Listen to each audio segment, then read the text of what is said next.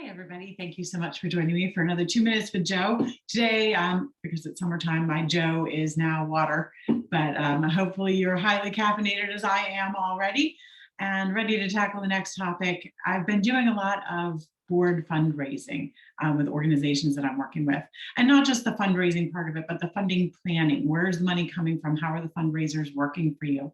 And a lot of questions, or a lot of the clients that I have the same question for me, which is about board get-give policies.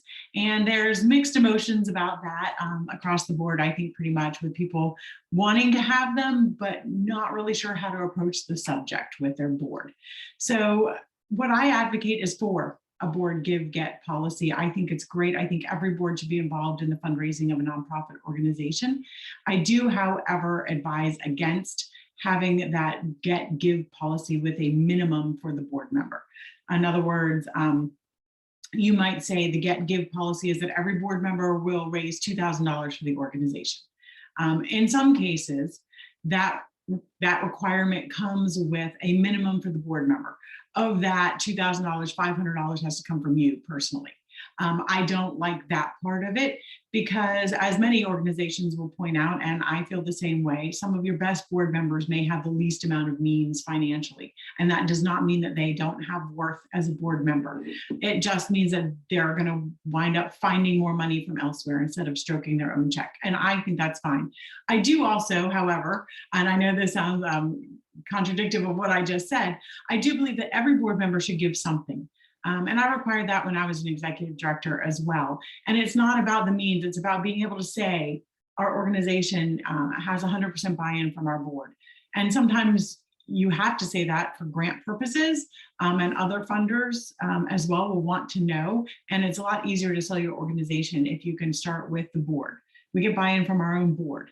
So, when people ask you, if your board members aren't giving to us, why, if your board members aren't giving to you, why should I give to you? So that answers the question. No, we have 100% board buy-in. Now, when I was executive director, if I might have one board member who's going to stroke me a check for $1,000 or more. I might have another one who's just kind of looking at me like, I don't have it. It's like, hand me a $1 bill. That's all I need. Just give me $1. How much you give to me is private information. I will never reveal that. But the fact that I can now say every board member gave to me, that was really important. So I do believe in that. I also think, like I said earlier, that every board should have a get-give policy. And that's going to be up to each board to decide for themselves what amount they feel that level should be.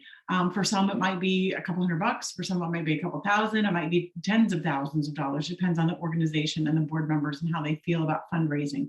But I think every board should be involved on some level in the fundraising, the financial health of the organization. Now, I did have one client who argued back with me that some of their board members had absolutely no means and they would never, ever ask that of them. And I get it, because I don't know that it's a question of means, because even if you don't have any means, you go places, you shop places, other people. So that at that point, it's a matter of fundraising. You're fundraising. I'm not asking you to go to your bank and ask for money or pull money out of your own account. I'm asking you to go out into the world and ask other people to donate to an organization that you believe in. You're sitting on the board. You hopefully believe in that organization. And I think that's really important, even if the board member themselves doesn't have a great amount of financial means. It doesn't mean that they can't go find money. So I do believe in that. Like I said, I think the amount is, I won't say irrelevant, but it's individual. The amount of a board get-give policy is up to that individual organization to set the level that they feel comfortable with. And for those that say, but I'm not comfortable selling, or I'm not comfortable fundraising, or I'm not good at asking people for money, then find a different way to do it.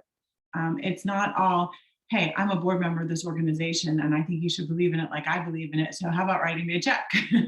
That doesn't work for a lot of people. It does work for some, but not everybody. There's tons of ways you can. And I'm working on some blog posts and other ways of getting information out of some alternatives. I also do workshops on this and talk. So if your nonprofit organization needs help figuring out how to set a board get-give policy, I'm happy to help them out. I have one rule only, and that is the amount of money that a board has to go get and give to the organization cannot add to a staff member's to-do list. It's on the board member themselves to do this. It can't be, I got a great idea for an event.